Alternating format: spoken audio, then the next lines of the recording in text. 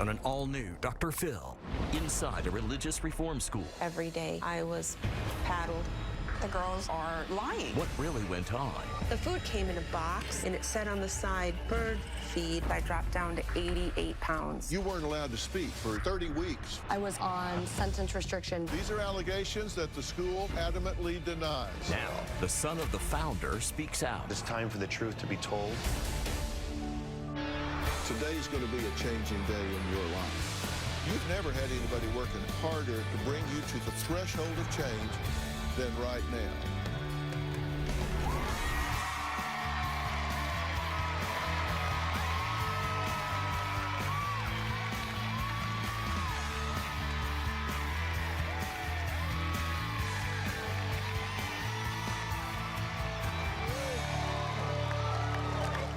Well, now, if it's true, today's story reads like something straight out of a Hollywood movie. The pitch? A Christian reform boarding school for teenage girls. They get dropped in a dark basement with chain locks, find bugs in their food, can't speak to anyone for weeks, and are monitored through a surveillance system 24/7. But this is not Hollywood's new thriller. My guests today claim they were forced to endure this and much more at Hepzibah House. These are allegations that the school adamantly denies. Take a look. I arrived at Hepzibah House when I was 15 years old. I was there for 29 months. I got there August 1989. I stayed until November of 1990. From November 2015 to March 2017. We walked in, and the lady shut the door and started locking several locks. And I just knew something was wrong. The first thing you'll notice when you walk in the main door is instead of going upstairs, you go downstairs. We never lived anywhere else except that basement. Everything was shuttered. Every blind was shut. The windows were sealed. They had screws, so you couldn't open them.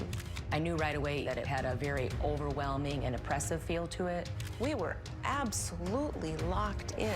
I feel like there would have been more freedoms if I did go to the juvenile delinquency center that I was threatened with. The very first day, the nurse came and took me into a closet where there was a bed. She tried to pull my dress up. I protested. She pulled my dress up anyways, and then this guy did a forced pelvic exam. I do know that it was all done against my will. You couldn't go to the bathroom alone. There were times that girls would have to wake up in the middle of the night to use the bathroom. A staff member would have a rollaway bed that they would sleep on right next to the bathroom. They were assigned times only to use the restroom. The girls that couldn't hold it and would wet their beds, they would really just be made a spectacle of. They would have to wear diapers. The food at Hepzibah House was absolutely disgusting. We would have sprouts that had all these bugs in them. Gross. The bread came in a box, and it said on the side, bird feed. I got put onto a work crew. It was hard labor, it really was. We hung wallpaper, we laid tile, we built that fence around the back of the property. We would be forced to clean the floor on our hands and knees with rags and bleach water. It would burn our eyes, it would burn our nose. Pastor Ron Williams had 26 girls, and he used them as free labor. But it wasn't just bad food and nailed-down windows. These former students say there was far worse going on behind those doors. The blue room was the punishment room. It is where we were paddled. It was a big paddle, enough to that when I went downstairs, it was hard to sit, and I definitely had bruises. The first 4 months I was there, I would say nearly every day I was paddled. It did slow down once they decided I was broken. A paddling would entail a girl laying on her stomach on the floor. A full-grown woman would straddle your legs, and a full-grown woman would sit on your back and hold your arms up, your face smashed into the carpet. The amount of times you were hit was dependent on what you'd done wrong. Sometimes it was 3, 7, 10. Usually after 10, they would stop and they'd get you up and they would pray and talk and yell at you. And then if they didn't think your attitude was changed, you went back down on the floor. You could end up having 30, 40 or more swats over a period of a couple hours. Well, I'm glad you guys are here, and I know you want to talk about this because you don't want this happening to other people, right? That's right. So you want to shed a light on this. And I'll tell you, we reached out to Pastor Ron Williams, the founder and director of Hephzibah House in Indiana, and he respectfully declined the opportunity to participate today. He also adamantly denies that there's any abuse in this boarding school.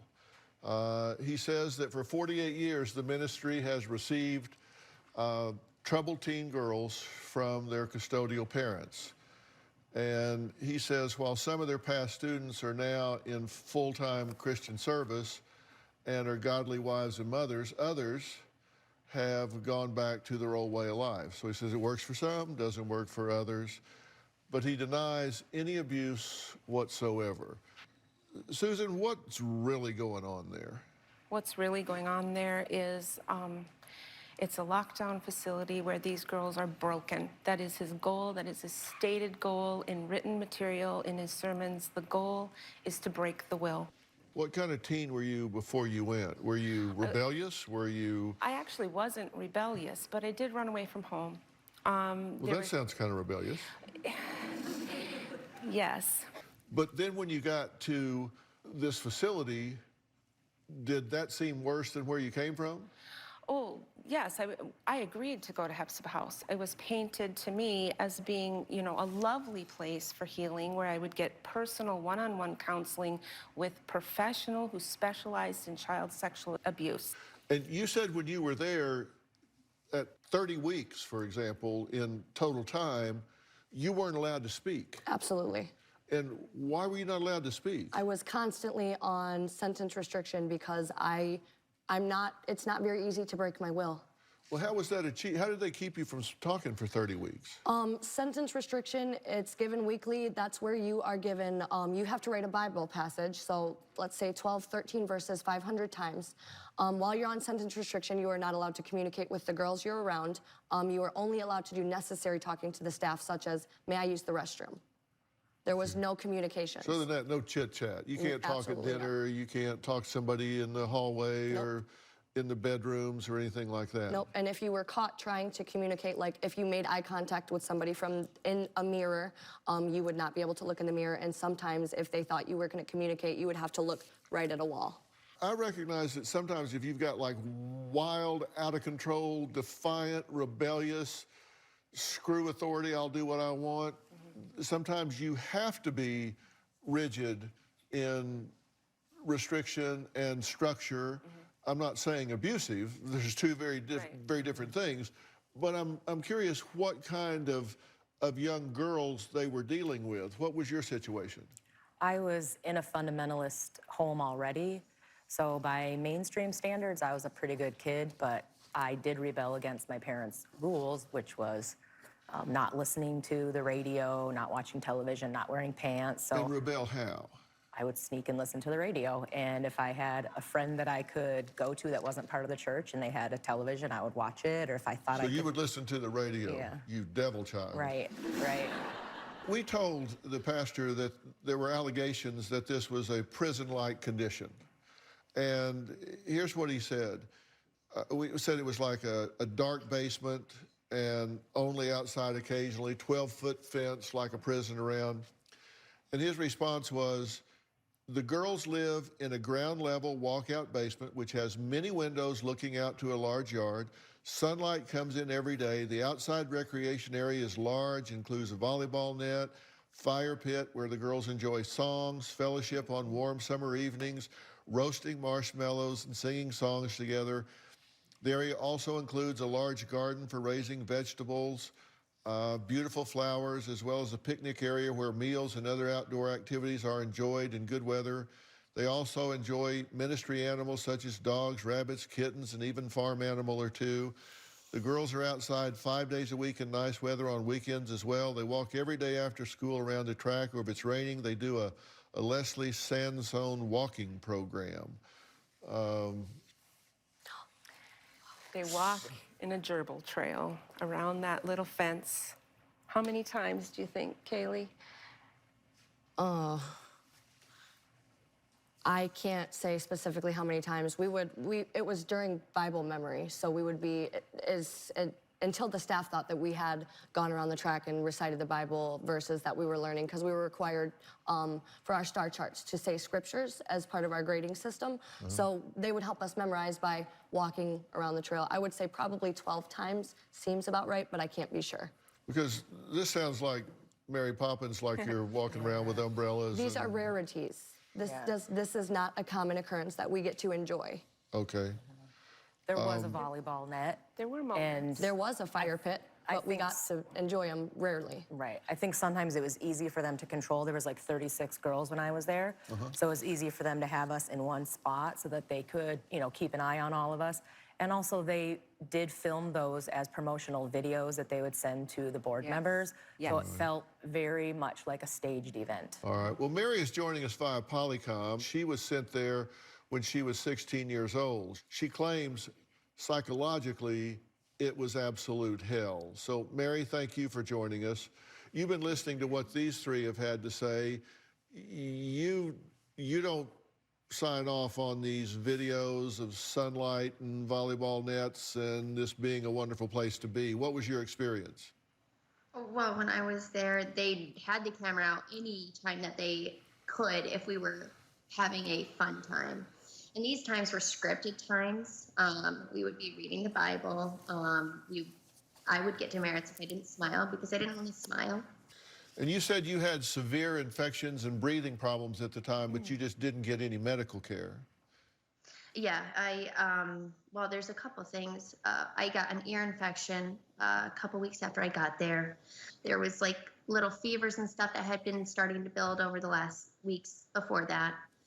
And when I pulled my hand away from my ear, I felt and heard like this pop, and all of a sudden liquid and pus started pouring down my face. It was on my hand. I was horrified. And unfortunately, the first thing that I could think, because of how scared I was of these people, was, I hope I don't get in trouble. We asked about medical care, and here's what was said. If a girl needs medical attention, she is given it without a problem. If a physician is needed, they are taken to a doctor or the hospital, and you're saying that's just not true. Absolutely not. I mean, if they deemed it horrific or necessary, as with the extremely invasive pelvic exams that they thought were necessary, we could be very openly sick and openly infected, as I was. But if we weren't on the verge of dying or didn't have a broken bone or needed stitches, something that might show up to our parents or to people who did care about us after we got out, it wasn't something that was of great importance to them. We have to take a break. No matter how flat you make a pancake, it has two sides. And my next guest says the pancakes at this place were out of this world, and that the school was a good place, and that she had a great experience there. Well, we'll add her to this conversation when we come back.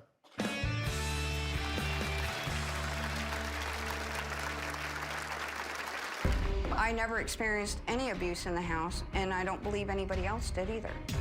They weren't beat. There's a difference between a beating and a spanking. The girls who are speaking out against Hephzibah House in a negative light are lying. And later, In 4 months, I dropped down to 88 pounds. My hair was falling out.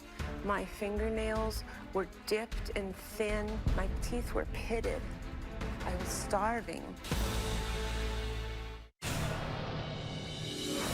We were allowed to have one 10-minute phone call a month with our parents. Staff would sit right next to you. Their finger was right there on the receiver. It is just like being in jail. We did get to have visits with our parents. During the visit, you're warned ahead of time. You can't talk about TV, about music, you can't complain about anything, you can't ask to go home. So there's a whole list of rules you can't talk about or your visit's gonna end. That day, I just told my parents I wanted to leave. The staff lady immediately shut down my visit and took me back to the dorm. My parents were just gone after that. now Lucinda is a former student at Hephzibah House, and she had a totally different experience and said it was no house of horror. Take a look.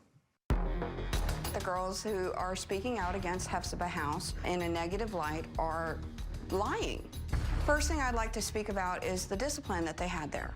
They weren't beat. There's a difference between a beating and a spanking. When I received my very first spanking, I received 3 swats. I looked at the staff and I said, that's it? That's a spanking? I never experienced any abuse in the house, and I don't believe anybody else did either. For them to say they never had bathroom breaks is not true. We had bathroom breaks every hour to 2 hours. We had girls that would pee in the couches. They had to wear a diaper. If you were defiant and disobeyed the rules, there were consequences. The biggest complaints the girls have about is, oh, I had back-breaking chores. No, they had simple chores just like you do in a normal household where you clean bathrooms, clean the floors, do dishes. The food at Hephzibah House when I was there was absolutely delicious. I love breakfast. My favorite was pancakes. My favorite food was the fried cabbage. A lot of the girls that came in were actually girls that should have probably gone to juvie. These girls were lawbreakers. When my mom showed up, she was like, I'm bringing you home. I was torn because I loved being at Hephzibah House, but I wanted to graduate and go to college. I received 2 master's degrees. I work with families that have been traumatized by the system and these children who have been truly abused. With my personal experience as well as my professional experience, I can tell you Hephzibah House is not the house of horrors that these girls make it out to be. Lucinda, do you disagree on most or everything that's been said here so far? I do. How can it be so different? I know everybody can have a different experience of the same circumstance. Even if you didn't have their experience, if it was going on, you had to be aware. So you're saying that none of this happened? I wasn't there when Susan, or I don't know who this lady is. I was there when Gabby was there. But I saw the behaviors of the girls. You've got to understand, I came from a very abusive background, grew up in foster care myself, and I was used to other different group homes. And so their perspective and my perspective, I believe, is a little bit different. But I also... Well, that may be because you're comparing it to some horridly abusive situations, right? Right. So it's a matter of degree. Right. And I actually help kids today that are in the system in group homes. I've shut down foster homes. I shut down abusive group homes. So, I mean, this is what I do for a living. So if at any point in time I ever thought Hephzibah House was an abusive place, I would have immediately tried to shut it down. Right. And when these guys have talked about food that they were forced to eat, watered down powdered milk, and the pastor says powdered milk was made according to package directions. It has been years since we used powdered milk. We now use store-bought milk. They said they saw bread that was labeled bird food, not for humans, sloppy joes with rice and no meat. They says, we're not sure what they're talking about here, but we often purchase bulk grains, such as barley, oats, etc., to serve as hot cereals, and that they said oftentimes you were forced to eat rotten lettuce or things of that nature, right? Absolutely spoiled. They say years ago we often donated large quantities of produce that needed sorted through. The bad lettuce would be thrown and the good lettuce was eaten. Sometimes large salads were served for several days, but they were chef salads with hard-boiled eggs, meat, beans for protein, etc. They lie, they exaggerate. A chef salad, they'd go and cut a row of lettuce from the garden, put it in a lawn and leaf bag, throw it in the washing machine on the spin cycle, and then they would serve that to the girls. We could have all the lettuce we wanted on a plate with 2 halves of a hard-boiled egg, and then we had to write home to home that we had had a chef salad for dinner. Well, my chef salad had everything from broccoli, cauliflower, celery, everything else on it, and meat, eggs, all of that. I mean, it had sprouts. It was a pretty good-sized salad. I was there with Lucinda, and clearly we see things, you know, from a different perspective. He says no one has ever been made to eat bugs or rotten food. If a girl is sick, she's not required to eat all of her food, but is encouraged to inform the cook before a meal if she wants a lesser portion, or has the option to go to bed if too sick to eat. and have got sick from food, sometimes made to eat your vomit. He said no one was ever made to eat their vomit. That's absolutely not true. If you did not eat a meal that was served to you, when that meal time was over, your meal was put away, and then that's what you got back for your next meal, ice cold. You had to eat that and then get the next meal and finish that in time. Otherwise, it just started compounding. So you'd have, you know, part of these meals that were just building up. After a certain amount of time, they would just see it as rebellion if you couldn't, and you could just kind of wipe the slate clean if you agreed to a punishment. That happened one time with me, and I didn't see that happen often. But it did happen with you. One time. And it happened with you. And I saw it happen. So if you didn't eat your meal, you'd get it again, plus you had to eat what was served that time. Right. And if you fell behind, you might have 5 meals to eat. Right. No, you had Or the you could option take a punishment. to eat the meal that they were serving. You had the option. You had to complete the meal that you didn't eat. And you had the option if you ate that and because we could have seconds. If you wanted the meal for that evening, eat the meal.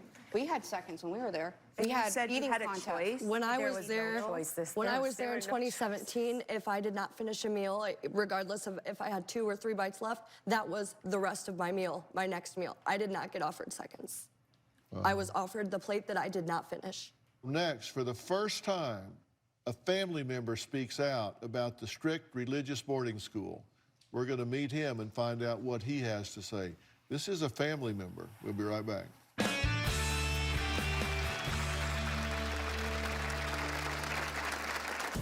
Do not send your daughter to Hephzibah House. It's not utopia. It's not safe. Every square inch of that place is under camera and audio surveillance. My dad firmly believed that spanking was the only answer to parenting. I'm the only Williams that's ever said yes. The verbal abuse, the physical abuse, the psychological abuse, it occurred. And later, were you told to lie to your parents in letters and communication? I observed my mom reading those letters. She would yell down over the intercom, so-and-so, and you need to redo your letter. When I came to Hephzibah House, Ben Williams, the pastor's son, was about 4 years old. He was a delightful little boy. Everything we got, he got squared. He was so abused. I saw his mother pick him up and throw him against a concrete block wall. Because he was set up in such a position of authority, we knew that we had to respect him in the same way that we would have had to respect Ron Williams. I heard that Ben had made a statement saying that he believed the girls and that he had a lot more that he could add to it. He then started messaging a bunch of Hephzibah House girls. They were messaging me, should we be friends with him? I said I would be skeptical. I don't know what his motive is. I wouldn't let him into my personal life. Pastor Ronald Williams and his late wife, Patty, founded Hephzibah House in 1971, a Christian boarding school for teen girls. They had 9 children of their own. Ben is one of the 9. Pastor Williams continues to run the school alongside his children. Now, Pastor Williams respectfully declined to participate today, but his son is here, and this is what he had to say about growing up at the Reform School. I'm the only Williams that's ever said yes. The verbal abuse, the physical abuse, the psychological abuse, it occurred. It is very much like a jail. Every square inch of that place is under camera and audio surveillance. I was like 16, and they were checking in a Laotian girl that couldn't speak English. This girl was screaming. I remember my dad got mad, and she was given a hard spanking right there in the dorm. She hadn't even been checked in yet. Well, I never forgot the fear in that girl's eyes. That was normal for me. It's what I thought was right. I look back now and realize that was abuse. My #1 memory as a child is being spanked. My dad firmly believed that spanking hard and spanking heavily was the only answer to parenting. My mom would quote scripture, "Children, obey your parents in the Lord." I remember laying in my bed crying and whispering under my breath, "I hate her, she's a bitch." My mom died about 9 years ago. I love my mom, but I don't miss her. I'm coming out because it's time for the truth to be told. As a Williams child, if I was asked right now by a parent that was thinking about sending their daughter to Hephzibah House, I would beg, I would plead, do not send your daughter to Hephzibah House. It's not utopia. It's not safe, and it will cause great emotional, psychological, and spiritual harm that will take them years to recover. Ben, thank you for being here. You're welcome, sir. You know some of these women, some better than others, but you know all of these folks, right? Yes, sir, I do. What do you have to say to them seeing them now outside of the school environment? I used to look at these ladies as the enemy because they had come out against my father. And I'm so thankful that my eyes have been opened, and I've frankly been deprogrammed to look at these ladies as human beings, as hearts, and they're not the enemy. And I've been able to look at these ladies and just tell them how sorry I am. Gabby, I remember as a teenager, as a teenage boy, 14 years old, I had a God complex. Walked around my jingling keys, and I'm so sorry. And I've grown to love you, ladies. We love you. And I am so proud of you that you've stood up and said this is wrong. And I'm very proud of you.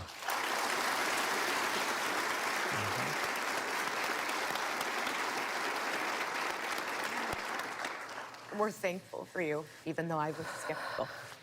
I don't blame you. After what my family's done, what my dad's done, I don't blame you. I just don't. Thank you. And I know that as hard as it is for us to talk about stuff, people call us liars and whatever, you have a lot to lose because it's your family. And I will lose a lot. We appreciate it. We actually called the food slop for a reason. And it looked like slop. I'm a Williams. We very rarely ate what the girls ate. We ate a lot better.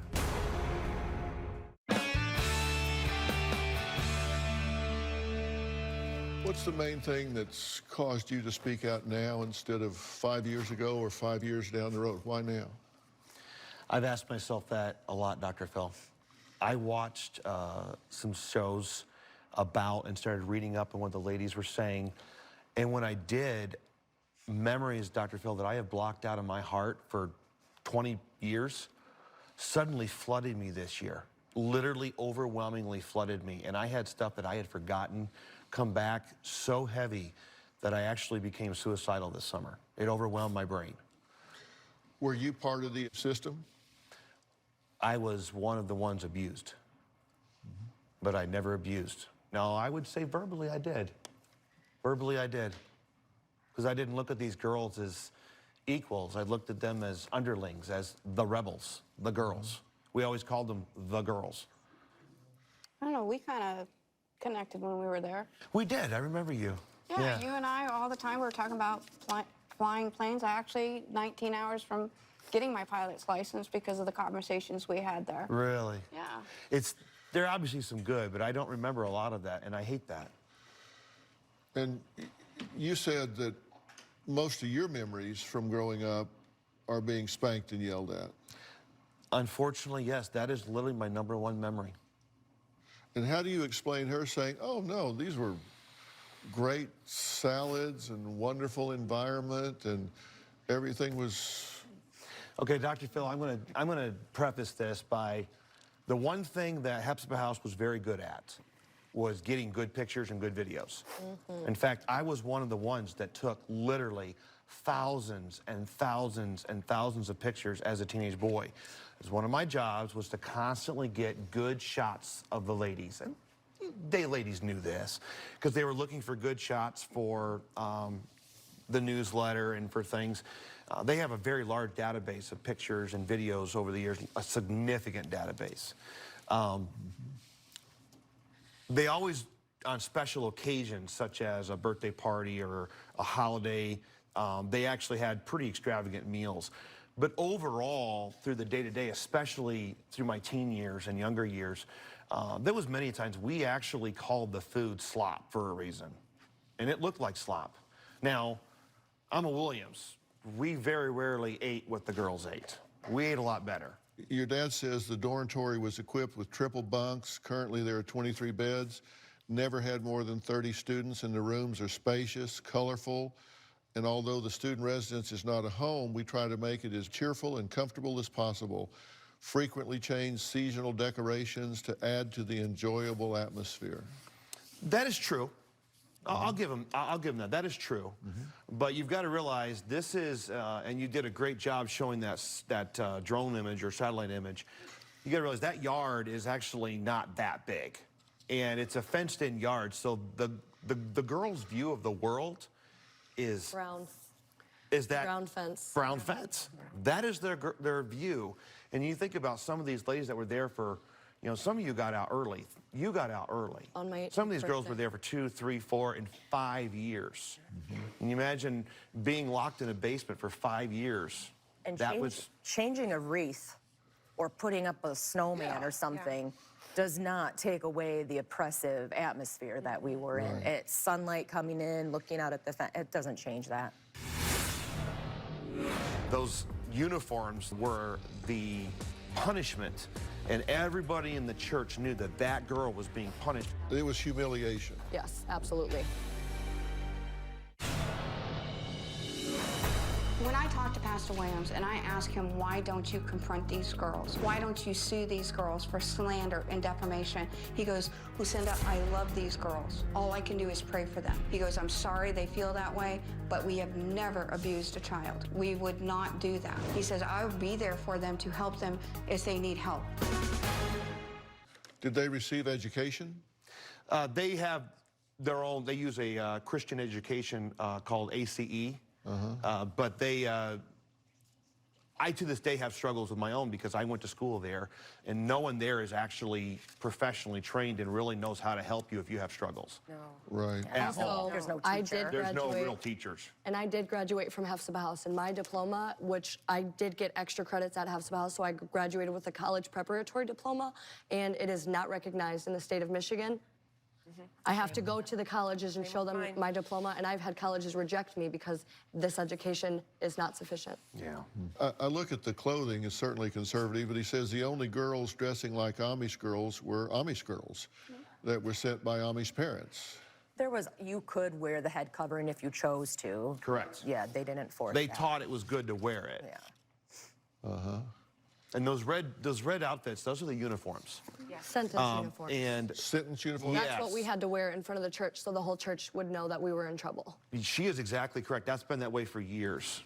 Well, they don't do that now. Yes, they do. No, they don't. Yes, they do. If they did, they just changed she that. just left. They I just literally, if they graduated. did, they just changed that. So the girls that were in trouble, that was they were not allowed to, the only time they wore the nicer dresses was on Sundays or their midweek service. And those uniforms that they had to wear that were designed back in the 70s and early 80s were the punishment. And everybody in the church knew that that girl was being punished. This blue jumper, you look like you were in little carols where you were studying. You wore that to class or to church or whatever. We just wore it to church when we were in trouble. We didn't have to. It was dress like that. humiliation. Yes, absolutely. Okay, 100%. and your father says for many years we had a school uniform that was a blue jumper with a red shirt to match. These had been discontinued within the last 8 years. They were worn for school every day and to church if a student had been in trouble during the week. It was never intended to humiliate the girl, but to help her see that there were consequences for wrong behavior. I cry bull. Me too. It was definitely to humiliate the girl. Why else would the church members that had nothing to do with our school or what we were doing in the basement need to know that we were separated from the other girls by wearing uniforms? All right, Ben says his parents believed in very strict discipline. He claims he got spanked so badly he still has scars. We'll talk about that from the girl's perspective next. Plus, why does Lucinda say she's afraid of retaliation from the women speaking out? We'll talk about that next.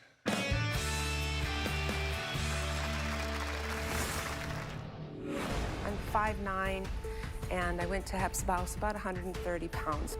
In 4 months, I dropped down to 88 pounds. How did she know she was 88 pounds? They weighed us every Saturday morning.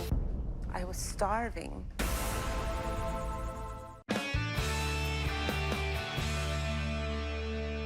Well, the pastor says in this school the girls were never starved. He said 25 years ago, if a girl refused to do her chores, then she in fact only received a protein drink, but that was not common, and it has been discontinued for many years, and that the girls did receive education.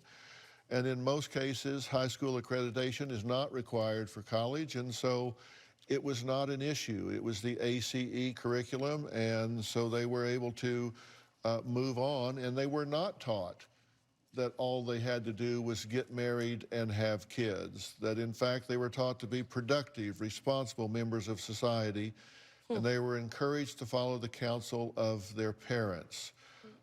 They were not taught to fear the outside world, and you guys say that's just absolutely not true. Starting with the starvation, I'm 5'9", and I went to Hephzibah House about 130 pounds, so I was slender. In 4 months, I dropped down to 88 pounds. And I stayed 88 to 90 pounds the rest of my stay. Okay, let me ask you, does that seem reasonable? No. How does someone, if they're being properly, if you know, you do the work that you do, and we know that if you look at the fitness of a custodial parent, someone that's in charge of a child, if you look at 10 basic criteria, one is that they provide for the child food, shelter, nurturance, safety, medical care, all the things that go into determining if someone is an adequate foster parent or custodial parent of any sort. And here you have someone that is so undernourished that they drop down to 88 pounds.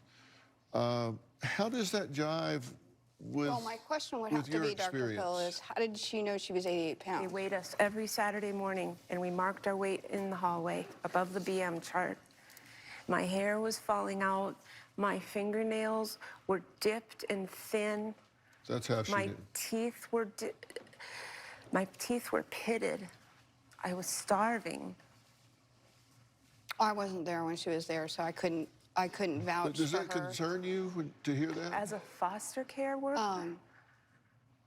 Yes, I would be concerned, and I would investigate it if that was the case. Robin and I are national spokespersons for CASA, so we're in this system as well. Right. And if I heard that, and I've done many a home study alongside an MS... I've caught Susan in lie, so I would have to see the actual documentation and stuff like that in Look at the order pictures, to Lucinda. verify what she's saying to be accurate and true.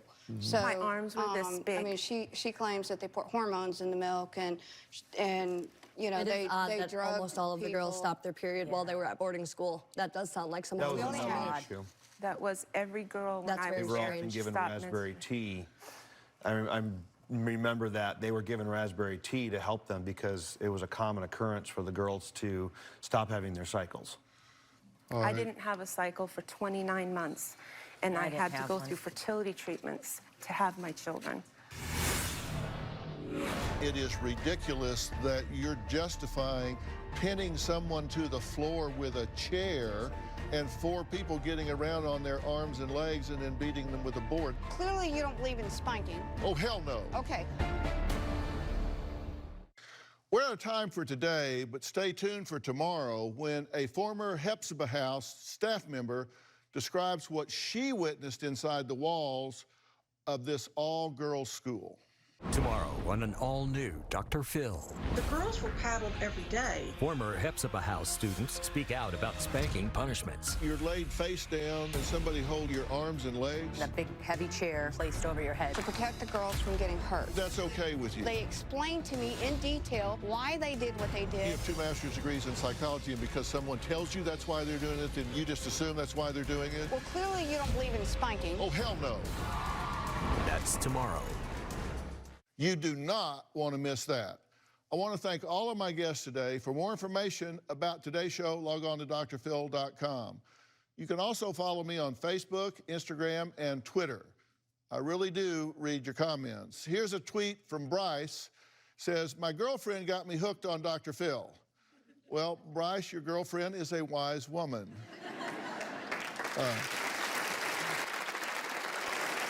you need to hang on to her, and they do misquote me sometimes, so you need to watch in self-defense.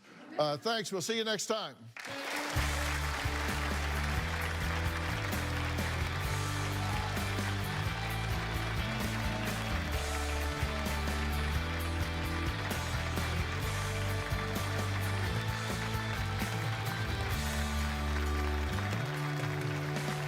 Bounce, bounce, all the girlies bounce. Take 'em to my house, turn the party out. Bounce, bounce, bounce, all the girlies bounce. Take 'em to my house, turn the party out. You warned me 1,000 times, memories can kill ya, but I didn't hear ya. I thought that I could fly, but woke up on the asphalt. I swear there was still a storm. I've always been naive, call it.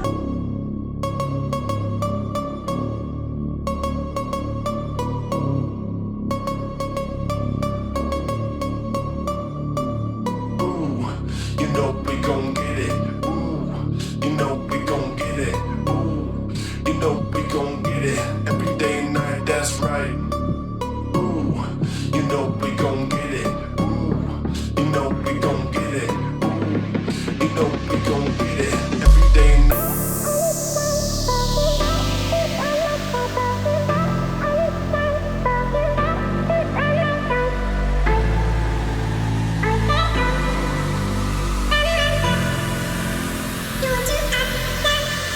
You should